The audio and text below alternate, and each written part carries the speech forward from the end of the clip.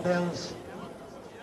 Tot i que la competició oficial de la Lliga Catalana de Llaguts no començarà fins al 20 de juny, els equips de rem catalans ja han engegat motors amb la primera regata de llaüt del Mediterrani, una embarcació una mica diferent al tradicional llaüt català. En aquesta primera regata, celebrada a Lloret de Mar, no hi van faltar cap dels 3 equips badalonins. El Natació Badalona va fer el segon millor temps en la categoria sènior masculí.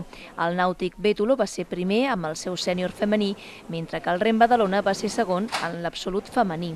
Tots els clubs, però, són conscients que aquesta vegada és només la primera presa de contacte i que no tots els equips han mostrat les seves armes per aquesta temporada. És una regata que esperes que tothom, a veure com estarà tothom i és un dia per tenir les primeres impressions, per veure què ha fet tothom aquest hivern i si tothom ha entrenat o no, i és una primera vista. Vull dir, però ja ho veurem. Això, fins que no comencem a fer les regates normals, no es veurà. De moment, això és un entrenament més i tothom encara crec que té moltes coses amagades i que n'ensenyarà moltes.